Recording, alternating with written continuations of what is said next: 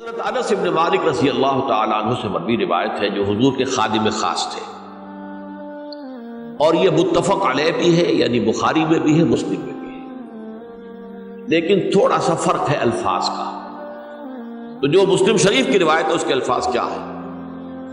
للہ اشد فرحا بتوبۃ عبدہ حین یتوب الیہ، جان لو اللہ تعالیٰ کو زیادہ خوشی ہوتی ہے اپنے کسی گناہ گار بندے کی توبہ سے جب کہ وہ توبہ کرتا ہے۔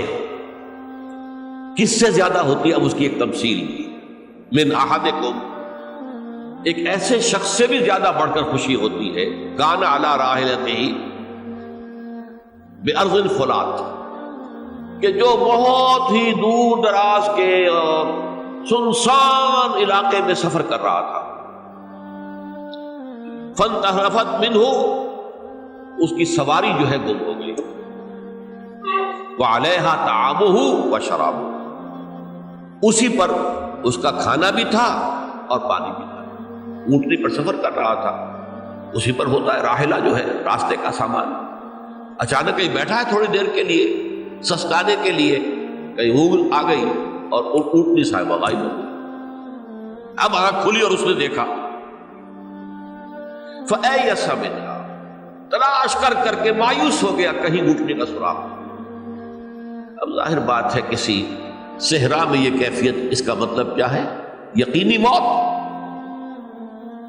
فَأَتَىٰ شَجَرَةً فَاسْتَجَعَ فِي ظِلِّهَا وَقَدْ أَيَسَ مِنْ رَاحِلَتِهِ، تو وہ ایک درخت کے نیچے اس کے سائے میں آ کے لیٹ گیا، گویا کہ موت کی امید۔ فَبَيْنَهُمَا وَهُوَ كَذَلِكَ إِذْ هُوَ بِهَا قَائِمَةٌ عِندَهُ، اس کی کہیں دوبارہ آنکھ لگی ہے، جو کھولا تو دیکھتا ہے اونٹنی تو موجود ہے، کھڑی ہے۔ تو وہ فوراً اس کی وہ جو رسی ہے وہ پکڑتا ہے، وَأَخَذَ بِخِتَامِهَا ثُمَّ قَالَ مِن شِدَّةِ الْفَرْقِ، اب جو اسے مسرت ہوئی اس کا آپ اندازہ کر سکتے ہیں، ایک یقینی موت کا معاملہ آ چکا تھا، اور اچانک اللہ تعالیٰ نے وہ کھوئی ہوئی اونٹنی جو ہے وہ واپس دلا دی۔ تو وہ کہنا تو یہ چاہتا تھا، اللہ تو میرا رب ہے، میں تیرا بندہ ہوں، لیکن جسے ہم کہتے ہیں کہ خوشی کی انتہا فرط مسرت میں ایسی زبان لڑکھڑائی، اس نے کہا اللہم انت عبدی وانا ربک، اے اللہ تو میرا بندہ ہے، میں تیرا رب ہوں۔ یہ کہتے ہیں یہ کیا ہے؟ فرط مسرت، جسے آپ خوشی کی انتہا، کہ جس میں انسان جو ہے اتنی بڑی خطا کر بیٹھتا ہے۔ اللہ کو اپنے کسی گناہ گار بندے کی توبہ سے اس سے بھی زیادہ خوشی۔ اب ظاہر بات ہے کہ تماثیل کس لیے؟ بعض لطائف، بعض حقائق اتنے لطیف ہوتے ہیں کہ ان کو بیان نہیں کیا جا سکتا بتمام و کمال، تو مثالوں کا سہارا لیں۔ اللہ کو کتنی خوشی ہوتی کیا سمجھیں گے؟ لہذا یہ مثال تو سمجھ میں آ گئی نا، کہ ایک لقودق صحرا میں انسان سفر کر رہا تھا، ایک ہی اونٹنی ہے، اسی پر اس کا پانی ہے، اسی پر اس کا کھانا ہے، کہیں ٹھہرا ہے تھوڑی دیر کے لیے، اونٹنی غائب ہو گئی، اور اس کے بعد تلاش کر کے شمال مغرب جنوب ہر طرح دیکھ لیا، اب تک کہیں اونٹنی کا سراغ نہیں۔ اب موت کے انتظار میں لیٹ گیا کہ اچانک دیکھتا ہے کہ اونٹنی موجود، تو وہ اس شدت فرح میں یہ کہہ بیٹھتا ہے اللہم انت رب، انت عبدی وانا ربک، انا للہ و انا الیہ راجعون۔ اب دیکھیے ایک حدیث وہ آ رہی ہے، اور اس کو یوں سمجھیے، اللہ تعالیٰ نے جو انسان پیدا کیے ہیں ان کے مزاج مختلف ہیں۔ ان میں کچھ لوگ ہوتے ہیں جو قوی ہوتے ہیں ارادے کے، جو فیصلہ کر لیا ڈٹ گئے۔ کچھ لوگوں میں وہ قوت ارادی اتنی مضبوط نہیں ہوتی، وہ ادھر ادھر سوچتے رہتے ہیں۔ کچھ لوگ جسمانی طور پر بہت توانا ہوتے ہیں، کچھ لوگ جسمانی طور پر پیدائشی طور پر کمزور ہوتے ہیں۔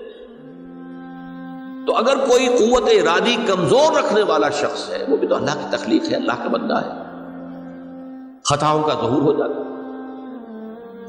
توبہ کرتا ہے، پھر کچھ عرصے کے بعد پھر خطا کا ظہور ہو جاتا ہے، پھر توبہ کرتا ہے، تو ہم تو یہ سمجھیں گے کہ ایک حد کے بعد پھر اس کی توبہ قبول نہیں ہونی چاہیے۔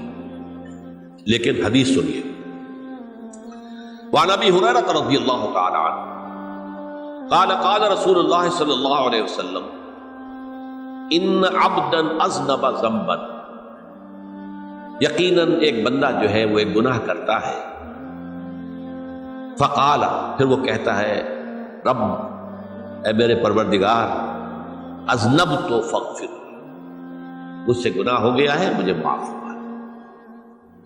فقال ربہ، تو پروردگار یہ کہتا ہے اعلم عبدی ان لہ ربا یغفر الذنب ویأخذ بہ، میرا یہ بندہ یہ جانتا ہے کہ اس کا ایک رب ہے جو گناہ معاف بھی کر سکتا ہے اور سزا دے بھی سکتا ہے۔ کیا معنی ہوئی؟ گناہ اس نے کیا ہے لیکن جانتا ہے اللہ کو کہ وہ معاف بھی فرما سکتا ہے، تبھی تو وہ اللہ سے معافی کی درخواست کر رہا ہے۔ اس کے اس جاننے کی بنیاد پر، اس کے اس علم کی بنیاد پر، اس کے اس ایمان کی بنیاد پر فرمایا غفرت لعبدی، میں نے اپنے بندے کو معاف کر دیا۔ ثم مکث ما شاء اللہ، پھر وقت گزرا جتنا کہ اللہ نے چاہا۔ ثم اذنب ذنبا، پھر اس سے گناہ ہو گیا۔ فقال رب اذنبت ذنبا فاغفر، پھر کہتا ہے پروردگار مجھ سے گناہ ہو گیا، پھر مجھے معاف فرما دے۔ فقال ربہ، اللہ فرماتا ہے عالم عبدی ان لہ ربا یغفر الذنب ویأخذ بہ، میرا بندہ ہے نا جو جانتا ہے کہ اس کا ایک رب ہے، ایمان باللہ اس کے اندر ہے، تبھی تو پکار رہا ہے، اور یہ بھی جانتا ہے کہ وہ گناہ معاف بھی کر سکتا ہے اور چاہے تو پکڑ بھی سکتا ہے، سزا بھی دے سکتا ہے۔ تو فرمایا، اللہ تعالیٰ فرماتے ہیں میں نے فرمایا کہ میں نے معاف کر۔ ثم مکث ما شاء اللہ، پھر ایک عرصہ گزرا اس کے بعد۔ ثم اذنب ذنبا، پھر اس نے گناہ کیا۔ قال رب اذنبت ذنبا آخر، اس نے کہا پروردگار میں نے تو پھر ایک اور گناہ کر دیا، فاغفر لی، مجھے بخش دے۔ فقال اعلم عبدی ان لہ ربا یغفر الذنب ویأخذ بہ، میرا بندہ جانتا ہے نا کہ اس کا ایک رب ہے جسے وہ پکار رہا ہے، اور وہ جانتا ہے کہ اسے اختیار حاصل ہے کہ چاہے تو بخش دے اور چاہے تو پکڑ لے۔ اس کے اس علم، اس ایمان کی بنیاد پر میں نے اسے معاف کر دیا۔ ایک اور حدیث، میں نے چونکہ اس گفتگو کے لیے ان احادیث کا تفحص کیا ہے، یہ تو بہت ہیں حدیثیں، میں نے ان میں سے کچھ چنی ہے۔ ہمارے بعض واعظ ناصح وہ بھی کسی شخص کو روکتے رہے، برائیوں سے روکتے رہے، نہیں رکتا، تو کہیں غصے میں آ کے اللہ تجھے کبھی معاف نہیں کرے گا۔ یہ کتنا بڑا جرم ہے، اس کا اندازہ کیجئے اس حدیث سے۔ تو میرے بندے کو میری رحمت سے مایوس کر رہے ہیں، کتنا بڑا جرم ہے، اس کا اندازہ کیجئے۔